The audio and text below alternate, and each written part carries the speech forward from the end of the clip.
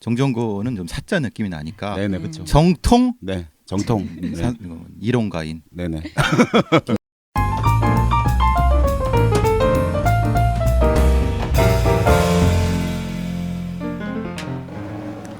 네, 안녕하세요. 교양 있는 선정주의 배상훈 유아라의 편파TV. 저희는 3월 6일에 촬영하고 있습니다.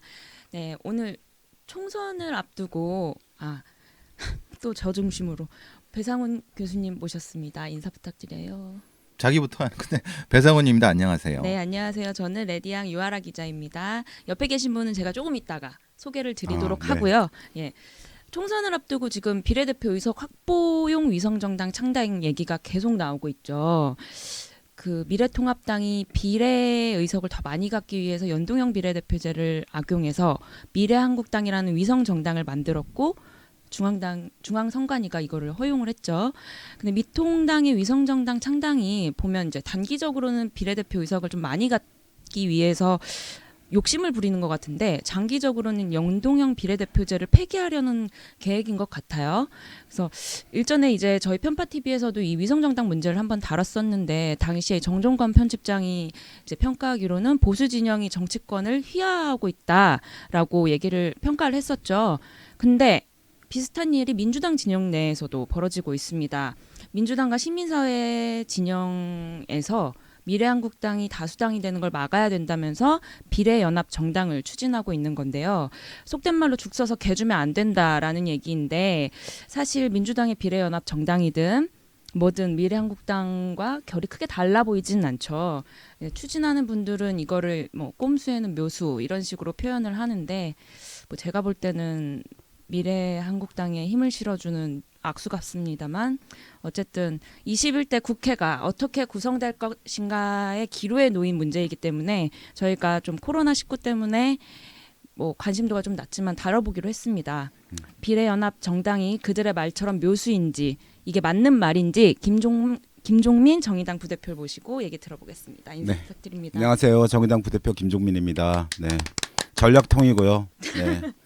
당의 모든 그 정보는 김종민을 통한다. 네. 네. 그래서 이제 우리가 정정고는 좀 사자 느낌이 나니까 네네 그렇죠. 정통 네. 정통. 네. 이론가인 네네. 김종민 부대표. 오늘 뒷얘기들을 좀 많이 들을 수 있었으면 좋겠는데 어쨌든 정의당은 비례연합 정당에 굉장히 부정적이에요. 이 제안이 그렇죠. 오자마자 아주 단호하게 거부를 했는데 네. 정의당이 이렇게 강하게 비례연합 정당에 대해서 반대하고 비판하는 이유가 뭔지 먼저 좀 얘기를 들어봐야 될 것 같아요. 네. 그러니까 연동형 선거제도 개혁의 취지가 이미 이제 지역구 의석을 많이 갖는 정당에게 이제 비례 의석을 많이 못 갖게 함으로써 다양한 색깔과 다양한 정치적 생각을 갖고 있는, 말하자면 이제 국민들의 입장에서 보면 다양한 자신을 대변할 국회의원을 파견하고 보낼 수 있다고 하는 그런 측면에서 보면은 이제 연동형 비례대표제의 취지가 있는 것인데, 지금 이제 미래한국당의 출연으로 인해서 양당 이른바 기득권 정치, 말하자면 이제 국민들과 전혀 상관없는 정치가 판치게 생겼다고 이제 보는 거죠. 그럴 때 이제 이런 비례 정당이라고 하는 방식을 통해서 저쪽에서 도둑질을 해가니까 우리도 도둑질을 막기 위해서 이제 말하자면 뭐 조금 더 착한 도둑이 되자, 이런 방식으로 하는 착한 것이라고, 도둑. 네라고 보여지고, 그래서 꼼수에 꼼수로 대응하는 방식으로 하는 것은 결론적으로 보자면 총선에서도 참패를 면치 못하게 될 것이고, 진보 개혁 모두가요. 그리고 또 한 축에서는 이렇게 길게는 말씀하셨지만 선거제 개혁의 취지를 완전히 뒤엎어 버림으로써 선거제 개혁을 다시 무로 돌리게 되는, 결론적으로 보자면 20대 국회 마지막 개혁의 과제를 다시 이제 촛불 이전으로 돌리게 되는 그런 악순환을 만들 수밖에 없다. 이런 측면에서 지금 제기되고 있는 비례 위성 정당으로 표현되는 정당을 이제 찬성하기가 어렵다. 다소 그러면 이제 정의당한테는 힘들지 않겠냐, 이런 고민이 있지만, 정의당이 이번에 다소 의석을 좀 적게 얻더라도 연동형 비례대표제의 취지를 우리만이라도 지켜나가는 것이 21대 국회 구성보다도 못지않게 정치 발전을 중요하다고 보는 거죠. 그래서 이제 강한 반대와 흔들면 없는 반대를 계속 유지하고 있는 것입니다. 그러니까 그 20대 국회가 유일하게 뭔가 잘했다라고 평가되는 게 이 정치 개혁, 선거제도 개혁이었잖아요. 네네. 근데 이마저도 지금 모든 게 다 빵점으로 돌아갈 상황에 놓인 건데 저는 어쨌든 정의당의 이런 행보는 긍정적으로 평가받아야 한다고 생각을 하는데 그와 이제 별개로 저는 궁금한 게 일단 이게 3월 16일까지 비례명부를 제출을 해야 되잖아요. 네. 근데 뭐 시민을 위하여든 뭐 선거연합 정당이든 이게 물리적으로는 가능할까요? 실제로는 3월 16일 날 제출하는 게 비례 명부는 아니고요. 비례 명부는 이제 등록할 때 등록을 하는 겁니다. 그래서 3월 26일, 27일 이렇게 아마 후보 등록 시점인데요. 그때까지 등록하는 건데 현존 창당된 정당은 비례대표 경선을 또 비례대표를 어떻게 민주적 절차에 뽑았냐를 그 방법을 네, 규칙을 이제 선관위에 제출하게 돼 있는 게 3월 16일입니다. 아, 네. 그런데 규칙을 제출하지 않으면 안 되는 거죠. 네네 안 되는 네네네. 거죠. 그런데 현존한 정당이 아닌 새롭게 창당되는 정당은 16일 이후 말하자면 창당과 함께 제출해도 무방한 걸로 지금 이제 유권화성이 나왔나요? 나와 있는 네. 상태입니다. 그러니까 어쩌면 16일까지를 못 한다 할지라도 이제 다음에는 할 수 있는 건데 더 중요한 거는 이런 어떤 이렇게 절차적 서류 절차적인 문제보다는 네. 여러 정당이 연합하여 비례 후보를 조정하는 과정, 그 비례 후보를 조정한 걸 다시 민주적 선출자 하는 과정을 실제 물리적으로 가능하냐 이게 이제 지금 물음표로 네. 되어 있는데 어쨌든 근데 지금에서 계속 이제 뭐 오늘 아침에도 방송에 나가셨지만 같은 이름의 다른 당에 네네. 계신 그분도 말씀하셨듯이 이제 두 가지가 있잖아요. 당위성과 현실성에 대한 문제 제기를 계속 하고 있는 건데 지금은 당위성에 말씀하셨는데 네. 그 계속 문제 제기하는 게 현실성이라는 거잖아요. 네네. 그러니까 20석을 이미 띄워놓고 선거를 하는 거 아니냐라는 것이 가장 강력한 민주당 쪽이라든가 지금 이거를 비례정당 쪽을 민주당 혹은 뭐 시민사회에서 하는 쪽에서 가장 명분으로 삼는 것이 현실론이라는 거예요. 네네. 거기에 대한 부대표님의 의견이 사실은 제기가 해주셔야지 될 것 같아요. 네, 그러니까 이제 미래한국당이 이제 상당한 의석을 가져갈 수밖에 없다. 그럼 그게 일당이 될 것이고 일당이 되면 국회의장을 뺏기고 국회의장을 뺏기게 되면 탄핵 주도를 저쪽에서 하게 될 것이다. 그렇죠. 현재 그 문재인 명분이죠. 대통령이 이 명분을 이제 유포를 하고 있는 것인데요. 미래한국당의 의석수를 규정하는 것은 이제 두 가지가 있습니다. 하나는 당연히 이제 네. 득표율입니다. 득표율로 규정하는 것도 있지만 더 중요한 건 3% 이상의 정당의 수가 많아질수록 미래한국당이 돌아가는 의석수가 줄어드는 게 그래서 시뮬레이션 결과가 나올 수 있습니다. 퍼지니까 그런 네, 거죠. 그렇습니다. 예. 그러니까 3% 이상의 정당을 얻게 되면 대략 한 많게는 4, 5석 여러 가지에 따라 달라지지만 많게는 4, 5석 적어도 3, 4석 정도의 의석을 가져가게 되는데요. 예를 들어 표현하자면 뭐 녹색당이나 미래당이 있다. 그 정당이 3% 이상의 득표를 하게 되면 말하자면 미래당의 의석을 뺏어오고 또 정의당의 일부 의석을 뺏어가는 것입니다. 그러니까 그런 방식으로 구성이 되어 있기 때문에 그 미래한국당의 의석을 다시 되찾아오는 방식이 우리끼리 힘을 똘똘 뭉쳐가지고 하는 방식도 있지만 거꾸로 그 분산 효과를 통한 미래한국당의 득표를 뺏어오는 방법도 사실 없지는 않습니다. 그리고 원래 연동형 비례대표의 취지가 거대 정당들의 이 의석수를 이렇게 적은 정당들이 가져가게 하기 위한 이제 선거제도의 개혁의 취지가 있기 때문에 더 많은 정당들이 3% 이상을 득표하는 것이 이제 핵심인데 문제는 이제 녹색당, 미래당 등으로 표현되어 있는 진보적이고 개혁적인 정당이지만 이제 그만큼의 의석을 이렇게 3% 이상의 것을 올려낼 수 있느냐의 문제가 물음표가 있었고 그 물음표가 결국 이제 선거 연합 정당이라고 하는 꼴을 이제 하승수 대표 등을 포함한 이런 우리 미래당 오늘 이제 발표를 했죠. 오늘 참여하겠다 이렇게 발표를 했는데요. 이런 정당의 마음을 이제 움직였고 또 흔들림을 만들어낸 게 아닌가 이런 생각은 전체적으로 지금 이제 이 논의를 주도하고 있는 것이 뭐 김어준, 이동영 같은 셀럽들 강력한 여론 영향을 가진 셀럽들부터 네. 시작해서 시민사회 예전에 했던 분들이 주로 하는 명분이 말씀하신 그 부분인 거고 그 부분에 대한 방법은 그거 하나밖에 말씀 안 하세요. 그분들은 지금 말씀하신 거. 네, 근데 하나 후자, 그러니까 다 소수한테 퍼뜨려서도 분명히 저기 자유한국당 계열의 그 위성정당의 힘을 뺄 수 있다는 거는 제가 들어보질 못했어요. 네. 그러니까 두 가지 방법이 다 있는데 그 중에서 무엇을 선택할 수 있게 해야 되는데 앞쪽으로만 가버리니까 네. 그건 민주당이 더 많은 의석을 갖기 위해서 그렇죠. 마치 그게 유일한 방법인 양 지금 여론이 흘러가고 있으니까 결과적으로 뭐 소수 정당도 네. 그게 진짜인 양 이렇게 따라가는 형국이 아닌가 지금 그러니까 여론 지형은. 그 보면 3% 이상을 얻는 정당이 많아지는 것이 연동형 비례대표제의 취지에 가장 맞고, 핵심적 취지죠. 예, 근데 여기에 흔들리는 건 사실 자기 정당에 자신이 없다라는 걸 약간 인정하는 꼴이라 그것도 좀 약간 문제가 있지 않나라는 그러니까 이제 생각도 들더라고요. 저는. 두 가지가 저는 있어 보여요. 그러니까 그러니까 진보적 개혁적인 소수 정당들에게 표를 국민들이 안 줄 것이다, 유권자에 안 줄 것이다라고 생각하는 것은 그건 전제죠. 네, 그렇지 않을 수도 모르는 거죠. 네, 그렇죠. 왜 그러냐면 연동형 비례대표제에 대한 취지를 국민들이 굉장히 잘 이해하고 있다고 저는 여겨요. 왜냐하면 진보 개혁 지정의 유권자들이 지금 이런 정도의 그러니까 지금 현재 이제 말씀하신 셀럽들이 여러 가지 얘기를 하기 때문에 여러 가지 혼동되는 건 있겠지만 이게 어떤 제도의 취지인가를 안다는 거죠. 그러면 민주당에게 주는 표가 거꾸로 사표일 수 있다라고 하는 거를 알게 될 거라는 거예요. 그러면 당연히 어떤 방식으로 해야 미래통합, 미래한국당에게 돌아가는 표가 적을 것이냐라고 하는 것을 진보계 유권자들 합리적으로 판단할 수 있는 기준이 있어서 아마 제가 생각하기에는 현재 상태로 유지된다면 이제 이렇게 스프레드 효과, 말하자면 네. 이제 뿌려지는 효과가 있을 거라고 보여지고 두 번째는 민주당이 과반이라든가 일당의 목표 의석 자체를 일정하게 좀 포기를 하고 진보개혁진 전체가 이제 의석수를 이렇게 총선 전체 승리를 안 나오는 방향에서 목표를 수정하게 된다면 본인들의 비례대표라고 하는 건 사표적 요소가 굉장히 강하기 때문에 작은 진보적이고 개혁적인 정당에게 좀 표를 몰아달라는 어나운스를 할 수 있거든요. 그러니까 아까 전에 말씀하셨던 그 셀럽들이 말하는 그 방안은 민주당을 일당 만드는 방안이지 연동형 비례대표제 취지를 지키기 위한 방안이 아니라는 결론이 그렇죠. 나올 수 있는 네네. 전제는 그거예요. 제가 한 거는 민주당이 철저한 개혁을 지들이 안 하고 예. 흔히 말하는 어떤 그 부분을 안 하면서 그 이제 안 좋은 국회의원들을 갈아치우지도 않고 지금에 있는 걸 가지고 하다 보니까 안 될 것 같아. 그러니까 위험한 걸 계속 밀어붙여 갖고 하는 저는 그런 일종의 벼랑 전략 같은 거라는 거죠. 그러니까 네. 다른 방법도 있다는 걸 유권자들한테 알려야 되는데 우리는 그런 거를 지금 여론 지형이 그게 없거든요. 그러니까 사실은 정의당이 불리한 싸움인 거죠. 지금은 그러면은 여론적에서는. 민주당 지도부의 구상이 그 민주당을 따르는 그 셀럽들의 말과 같다고 보면 되나요?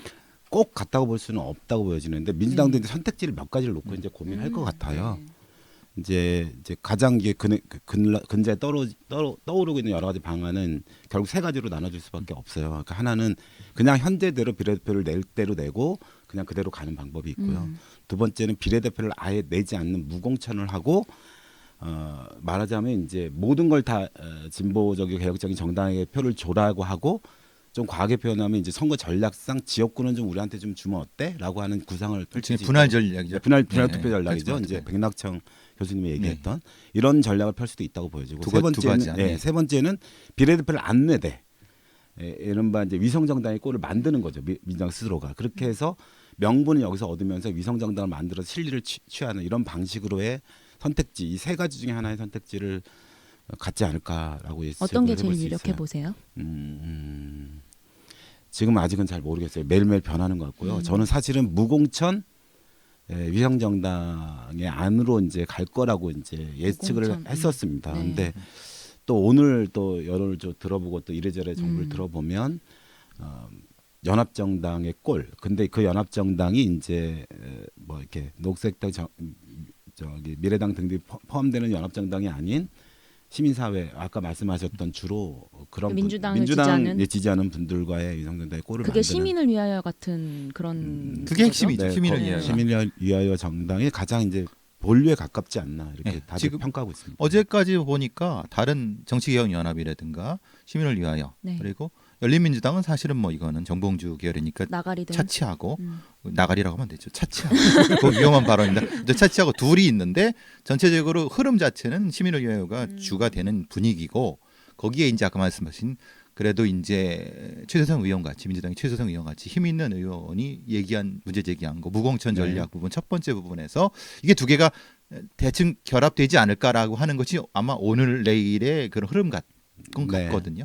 최재성 의원이 이제 가장 뭐 청와대랑 이렇게 소통 라인을 구축하고 있는 의원으로 저는 이제 파악을 하고 사무총장도 하셨죠. 예. 네네. 그 최재성 의원의 얘기는 묘하게 들여다보면 무공천하고 개혁적이고 진보적인 소수 정당들에게 표를 다 주라라고 얘기하지만 실제로 거기에는 많은 언론들이 그렇게 분석을 했어요. 그렇지만 그 거기에는 이제 시민을 위하가 포함되어 있을 가능성이 높다고 보여지고요. 그런 명분을 지금 이제 구축하고 있는 단계가 아닌가 이렇게 보여집니다. 근데 제가 보기엔 그 최재성의 말 속에는 지역구에서는 민주당을 밀어달라는 함의가 전 있다고 보거든요. 정의당 쪽이나 하는 쪽에. 네. 사실은 그건 나중에 이게 해보면 그런 얘기를 하겠죠. 사실은 들어가 보면은. 근데 어쨌든 그 세 가지 안 중에서 어쨌든 세 번째 부분이 뭐 흐름상으로는 시민을 위하여 부분이 왜냐면 지금 셀럽들이 가장 크게 밀고 있는 게 세 번째 부분이기 때문에. 민주당은 무슨 셀럽으로 돌아가는 아니 근데 그거는 정당이야. 엄청나게 영향력이 커요. 그러니까 뭐 현실에서 이제 저희 당 정의당이 어떤 입장과 고민을 얘기하고 비례연합정당을 하지 말자라고 지정했을 때 네. 그런 이제 인터뷰를 하거나 그런 이제 기고글을 쓰거나 그랬을 때 쏟아지는 이제 온갖 SNS와 이제 문자를 비난 통한 뭐 이런 비난과 비난이 뭐 상상을 초월할 정도로 그렇죠. 저한테도 네. 상당히 오고 있고요. 어느 정도로 아마 이게 하루에 뭐 몇십 건씩 문자가 오고 뭐 SNS 공간에서 폭탄이죠, 폭탄. 네. 댓글이 이제 막 쏟아지고요. 뭐 그런 것은 뭐 기본적인 음. 상황이라 볼 수 있고 제가 이제 제가 서울 은평을 지역구입니다. 네. 네. 박주민? 은평 지역구 아니죠. 저기 강병원 의원 지역구인데요. 강병원. 그 지역에서 선거운동을 하루 저녁 시간을 하는데요. 20명 정도를 만납니다. 그러니까 적극적인 이제 민주당 지지자이고 네. 당시 이제 조국 서초동 투표에 함께 음. 참여했던 분들이라고 하는데 뭐 이제 릴레이식으로 이제 오셔서 이제 얘기를 하는 거죠. 예, 왜 정의당을 왜 이거 안 받냐? 그렇죠. 왜 비례연합정당 안 하냐? 이게 뭐 사태질도 하시는 분도 있고 술 좀 드시고 이제 세게 하시는 분도 많고요. 근데 특이한 것들은 그런 겁니다. 그러니까 뭐 연동형 캡이라고 하는 30적 캡을 왜 도대체 정의당이 주장을 해서 그러니까 니네들이 잘못인데 왜 이거 왜 그러냐는 거죠. 이런 캡은 거잖아요. 민주당이 씌웠는데 왜 정의당한테 그러시냐 이렇게 하면 말도 안 되는 소리다. 내가 알린 정보가 그렇지 않다고 하는 거죠. 이건 이제 그 셀럽들이 이미 라디오를 통해서 이미 퍼뜨렸기 때문에 네. 정의당이 뭐라고 얘기해도 사실은 여론 지형이 안 돌아간다는 그렇죠. 거예요. 정의당이 심각하게 네. 이제 퍼뜨렸다 이렇게. 좀 두 가지 정도 명확하게 좀 네. 반박을 해주시면 좋을 것 같다는 생각에 제가 질문을 좀 준비를 해왔거든요. 페이스북이나 이런데 다양한 좀 이런저런 얘기들을 좀 살펴보면 비례용 위성 정당을 민주당과 소수 정당이 연대하는 묘수라고 보는 사람들이 있어요. 아까 네. 말했던 듯이. 근데 이제 정의당을 포함한 다양한 소수 정당들이 민주당의 이중대가 되는 게 아니라 이게 건강한 연합 정치다. 근데 이런 얘기는 정의당 내에서도 나오는 얘기라는 건 알고 계시죠? 네. 그래서 이게 당 밖의 사람들 아니라 당 안의 사람들에 대한 어떤 이런 오해에 대해서도 해명할 필요가 있겠다라고 생각해서 이 질문을 그렇죠. 준비를 했거든요. 네, 그러니까 뭐 유럽 사회라든가 뭐 이런 연합 정치가 굉장히 활발한 곳은 이중 당적이 허용되기도 하고 이런 가설 정당이 쉽게 만들어지기도 하는데요. 우리나라는 당적이 이제 이중 당적 금지가 되어 있고 그것은 정치적인 어떤 문화를 만들어 왔다고 생각합니다. 그러니까 내가 내 당적이 있는데 다른 정당에 가서 내가 후보를 나가고 또 선거를 하고 이런 것은 용인이 잘 안 되는 문화가 사실 있거든요. 근데 지금 추진하는 선거연합정당이라고 하는 꼴은 연합정치를 표방하고 있지만 현실에서는 하나의 정당의 꼴로 갈 가능성이 높다고 보여집니다. 물론 나중에 돌아갑니다. 돌아가는 건 분명하지만 아마도 그 공간 안에서의 서로 정치적 요구가 분명히 생길 거고 정치적인 뭐 흔히 말하는 지분을 둘러싼 여러 가지 논쟁과 고민이 내부적으로 있을 거라고 보여지고요. 돌아간다 하더라도 그런 것을 만들지 못한다고 생각해요. 역설적이게 정의당이 이제 녹색당이나 미래당 분들에게 이제 연합을 포함한 통합 등을 포함한 이제 제안을 했을 때 녹색당과 이제 미래당의 고민은 현재 우리가 우리 당을 좀 다소 좀 뒤로 놓고라도 뭔가 의회 진출하는 것을 통해 녹색 정치와 청년 정치를 한번 해보겠다라고 하는 고민을 해볼 거냐에 대한 물음표가 있었고 정의당이 통합을 논의하고 좀 추진하는 과정에서 다소 부정적인 의견이 저쪽 두 당에서 나왔기 때문에 저희가 이제 더 이상 추진하기 어려웠었거든요. 그런데 연합 정치라고 하는 것은 돌아간다는 명분은 갖고 있지만 현실에서는 아마도 민주당이라고 하는 포괄적 틀 안에서의 전체적인 그 21대 국회의 정치 지형을 확고히 규정할 수 있다는 측면에서 위험하다고 보여집니다. 그러니까 민주당 이중대라고가 될 수도 있다라는 그렇게 거죠. 이제 비난을 쉽게 받을 말하면. 가능성이 네. 높죠. 네. 그런 거죠. 당연히 합리적이고 음. 조금 진보 개혁 쪽에서도 좀 합리적인 유권자 입장에서 봤을 때는 네. 그런 곳에 표를 던지기가 어렵고요. 두 번째는 이제 그렇게 될 경우에는 이 진보적 개혁적인 유권자들이 이른바 투표장에 나가지 않는 경향으로 나타나게 되고 그 결과는 그러니까 이런 거죠. 꼼수에 꼼수를 대응한다. 도둑놈보다 착한 도둑놈이 되겠다. 이런 식의 꼼수는 어떤 정치공학적으로는 그게 가능할지 모르지만 일반 평유권자 입장에서 보면 네. 정치 혐오를 더 불러일으켜서 투표장에 안 가죠. 그러면 이거는 거꾸로 진보 개혁 전체 민주당을 포함한 전체의 지역구 선거에서 상당한 영향을 미칠 수밖에 없고 총선 참패를 이어가는 결정타가 될 수도 있다 이렇게 보여집니다. 이제 제가 막간에 질문에서 가장 강력히 숫자의 힘이거든요. 아시다시피 이제 그 김어준 뉴스공장 총수가 표를 만들어 갖고 그게 사실은 그 대중한테 엄청나게 숫자로 빡 바뀔 겁니다. 왜냐하면 봐라 20 플러스 120이었고 저기 문재인 바로 탄핵된다. 그게 되게 논리가 되게 단순하지만은 강력한 무기거든요. 근데 실제로는 그렇게 안 될 수도 있다. 왜냐하면 소수 정당들이 3% 넘게 되면은 숫자로 봐라. 이렇게 계산해서는 안 나온다라고 하는 그런 논리적인 부분에서도 분명히 있어야 된다는 거예요. 그러니까 그런 반대쪽에 시각적인 어떤 그렇죠. 그런 왜냐하면 이게 뭐 주로 하는 얘기가 뭐냐? 심상정 얘기 너무 허황되다. 아니 맞아요. 정의당 얘기 너무 허황되다. 이게 열심히 하자는 건 하는 건데 그래도 구체적으로 하는 거는 민주당 계열에 있는 사람들 얘기가 너무 숫자적으로 딱딱 박히지 않느냐. 근데 그러면 쟤네들 논리도 없고 추상적이고 뭐야? 그러니까 이런 형계 지금 이건 맞아요. 일종의 여론 지형이거든요. 거기에 대한 정의당의 입장 어떻게 그걸 극복할 것인가 그러니까 이런 명분과- 부분들이 필요하다는 거죠. 명분과 실리를 모두 잃는 것이다라고 주장은 하고 있지만 그렇죠. 그 실리를 잃는다는 것에 대해서 여론을 설득하지 못하고 있다라는 그렇죠. 말씀이신 거죠. 예. 그 거기에 대한 정의당의 입장이 필요하다는 거죠. 예. 네. 근데 저는 방금 말씀해주신 걸로 설득이 됐는데. 근데 또 일반 안 돼- 대중들은 또 아니란 말이에요. 네, 그러니까 말씀하신 어떤 숫자적인 어떤 계산과 고민, 그러니까 이런 좀 게 있나 봐요. 그러니까 정의당에 있는 분들이나 진보 정치를 쭉 해왔던 분들은 뭐 숫자가 뭐 이렇게 중요해, 그게 얼마나 사람들에게 영향을 미치겠어 이런 생각들을 하는 거는 같아요. 근데 말씀하신 것처럼 이런 준비를 철저히 하는 것도 필요할 것 그렇죠. 같고요. 그러니까 분산 효과라는 것이 어떠한 결과를 낼 것이다. 그렇죠. 이런 그런 걸 것도 있죠. 명확히 보여주는 게 필요할 것 같고요. 그렇죠. 요거는 뭐 바로 준비를 나중에라도 해보는 걸로 하겠습니다. 왜냐하면 일반 대중들은 진짜 강력하거든요. 아니 저쪽이 150이 넘으면 당연히 문재인 탄핵되는데 어떻게 할 거야?라고 정의당 후보들한테 멱살잡이하면은 대응 논리가 바로 있어야 되는 건데 지금은 그게 잘 안 보인다. 그러니까 그게 있어야 된다는 거예요. 지금. 예, 맞아요. 맞는 말씀이신 것 같아요. 같은 비슷한 얘기인데 그 정의당이 계속 얘기하는 게 그 각계 이제 열심히 해서 각 정당이 진보적 소수 정당의 파일을 키워야 한다라고 계속 얘기를 하고 계시잖아요. 근데 이제 비례연합 위성정당을 또 추진하는 쪽은 비례연합 정당이 소수 정당의 파일을 키우는 거라고 얘기를 하고 있거든요. 뭐 하승수 전 대표 같은 녹색당 전 대표 같은 경우에도 미래한국당에 빼앗길 의석을 비례연합 정당으로 맞서고 거기서 공정하게 의석을 배분하기 때문에 소수 정당이 이제 요걸 골고루 나눠 가지면 이게 소수 정당의 파이가 늘어나는 거 아니냐. 이게 기존 정치 문법상으로는 굉장히 설득력 있는 그렇죠. 얘기로 네. 들립니다. 요거에 대해서는 예, 어떻게 얘기해 주시겠어요? 그러니까 이제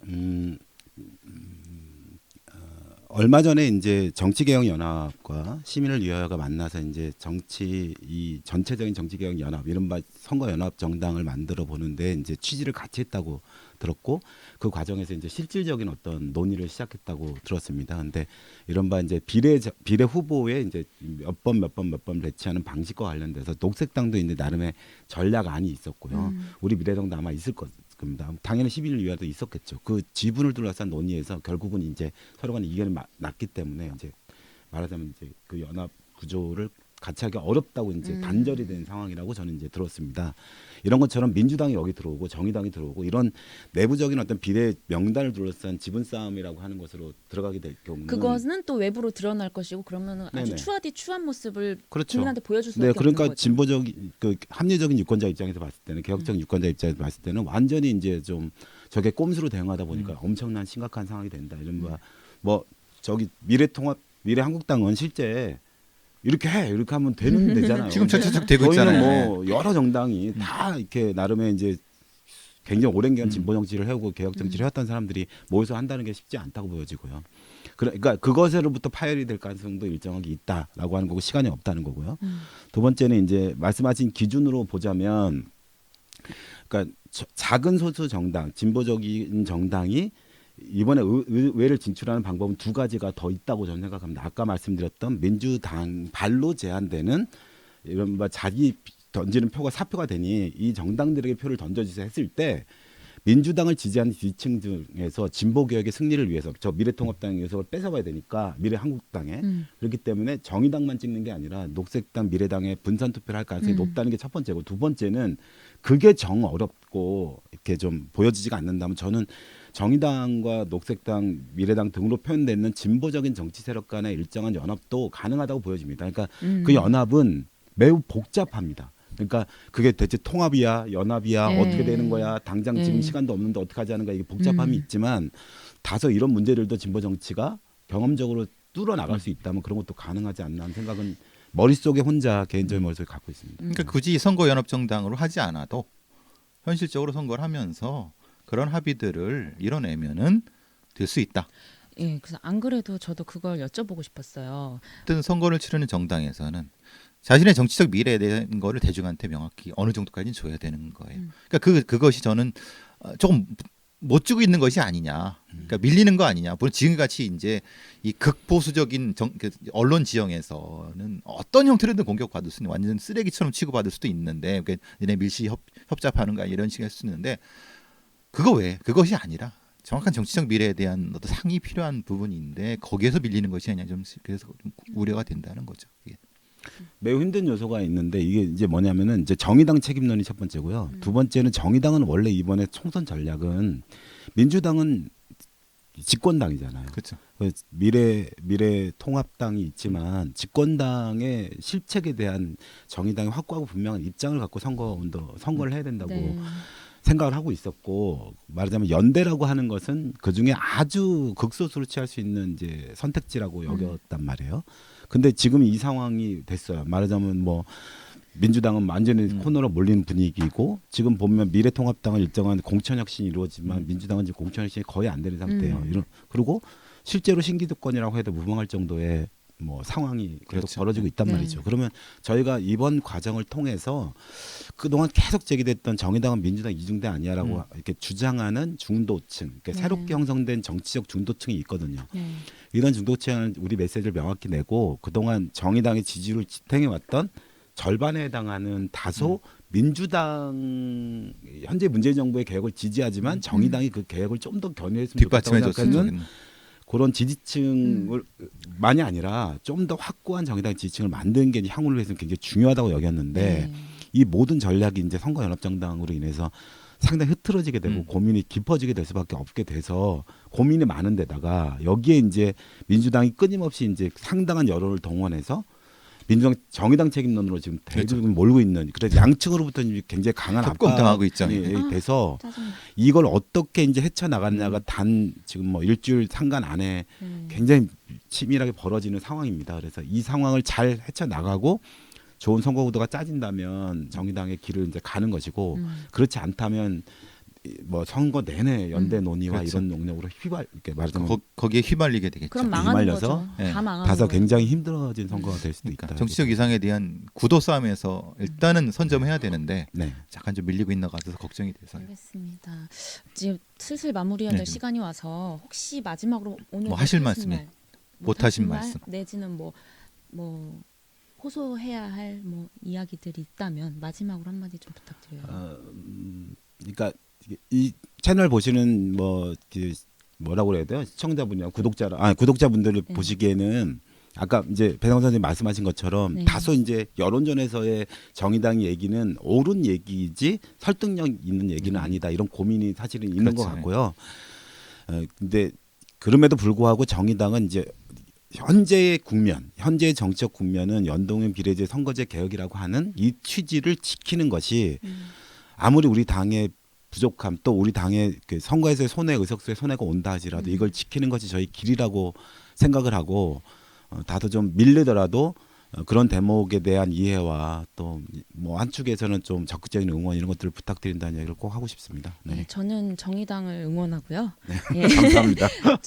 뭐 저는 개인적으로 제일 싫어하는 말이 정치는 현실이다 이런 말이거든요. 그게 싫어하는 이유가 정치권이 자기 노선을 저버리거나 신념을 좀 버리려고 할 때 그걸 포장하기 위해서 이 말을 자주 쓰더라고요. 그래서 저는 이 말을 굉장히 싫어하는데 이번에 비례연합 정당을 추진하는 한 진보 정당에 몸담았던 분이 이 말을 하셔서 제가 다시 한번 그런 생각이 들었습니다. 정치는 현실이지만 또 편법과 뭐 반칙이 있는 이 현실을 바꾸기 위한 도구이기도 하죠. 그러려면 그 정치가 이 편법을 동원해서 뭔가를 이기려고 한다거나 이런 모습은 별로 좋은 모습이 아닌 것 같아요. 정치의 목적이 더 나은 세상을 만들기 위한 것이라면 이런 것들은 좀 배제하고 정도를 걸어 나갔으면 좋겠고요. 민주당과 그 지지층이 이런 꼼수가 없어도 이길 수 있다라는 자기 당에 대한 좀 자신감을 좀 가지길 바랍니다. 예, 끝으로 편파 TV 마무리하도록 하겠습니다. 오늘 김종민 부대표님 감사합니다. 네, 감사합니다. 고맙습니다. 네.